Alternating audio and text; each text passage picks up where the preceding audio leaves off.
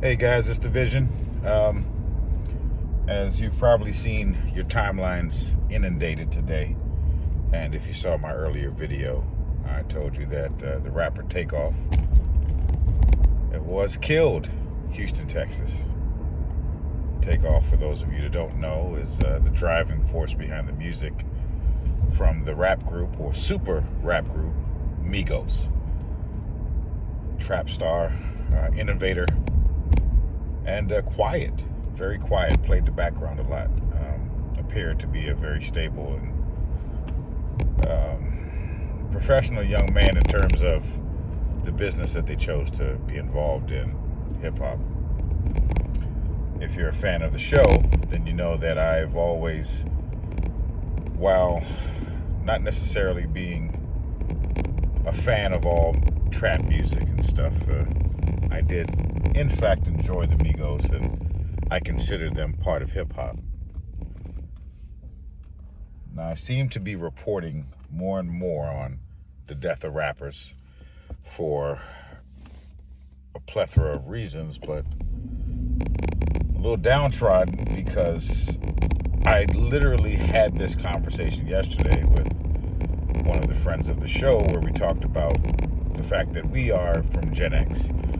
And even though we had more than one rapper pass away, the major rappers that passed away in our time frame were, of course, Tupac and Biggie. And we kind of reveled in, not revel, that's the wrong word, but we reminisced about the feelings that we had during that time and how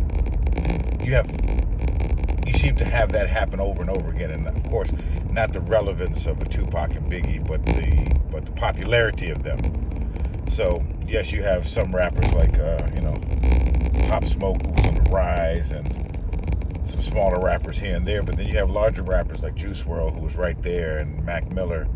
But of course, Nipsey, and now Takeoff. And then to find out that where they were hanging, and what they were doing. These are millionaires. These are millionaires, and they shouldn't have themselves in these positions.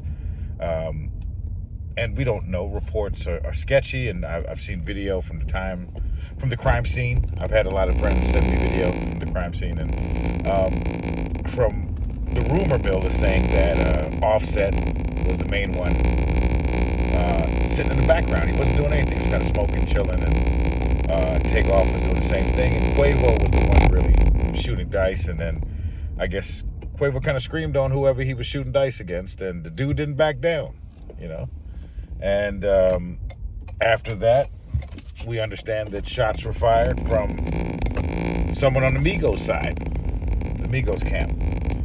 And while firing wildly, he hit multiple people, and he shot Quavo and he shot Takeoff in the head and chest, and he died on the scene. And TMZ has confirmed it, and other news outlets are now confirming it, that it was in fact Takeoff who passed away.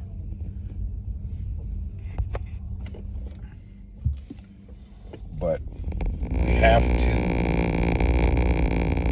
do an accounting, people. This aggressive lifestyle, this drug-fueled and alcohol-fueled fatalistic mentality and unmaintainable or unmanageable opulence and materialism can only lead to these things. It leads to a very fragile peace among the inhabitants, among the people.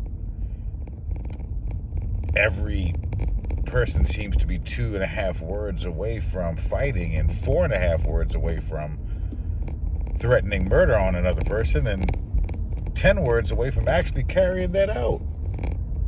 Guys, you're millionaires. You're millionaires. You're millionaires. You have hundreds, if not thousands, of people that depend on your business, and you're a target. There used to be a time in this society, guys, when the aim and the goal was to get out of the hood, to leave these situations, and to create a better lifestyle for you, your family, and your loved ones. And now you have folks who have benefited from being taken out the hood, And they're rushing back to this lifestyle. You have singers like Chris Brown, who's a blood, and he's talking like a rapper. And you got Soulja Boy, who came out with Crank That, and now he's the super gangster. He's a whole lot of gang stuff. Guys, it's where do you think it's going to end? Where do you think this lifestyle is complete? You don't have to think. There's a bunch of examples about what happens when you live this way. And yet, this is what we're doing. This is what our young people, and it's not even young. At 28, you should be looking to get out of that. You should have been out of there. If you're still trapping in your late 20s and early 30s, then what have you done with the last 10, 15 years? When you're supposed to be maturing, when you're supposed to be learning from those mistakes and going out into the world and creating a place for yourself, when you're supposed to be finding yourself, and then this is a perfect example. He wasn't even the aggressor in the situation. He didn't instigate it, from what we know. He was an innocent bystander. Isn't this what always happens? Innocent bystanders catch hell. Innocent bystanders are the ones that have to pay for these things. And what was it about? Gambling? You're millionaires. You could go to a casino. You could be comped a whole floor of rooms. Everybody that was out there, you could have got a bunch of limos and loaded them up in there and take them. But you didn't. You want to gamble on the side of the road.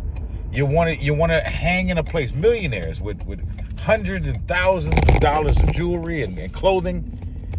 And you are comfortable and you want to be in an alley, in a place that smells like piss and oil. That's what I'm saying, guys. Our mentality is completely ass backwards. Completely ass backwards. There's no way in hell we as a people don't understand how ridiculous that is. We don't understand how much of a waste this is for our young people. We need leaders. We need entrepreneurs. We need you to be here to usher the world into the next phase, guys. We got to stop the violence. We got to kick the science. And we got to get real very quickly. Or we might not be here to have this conversation.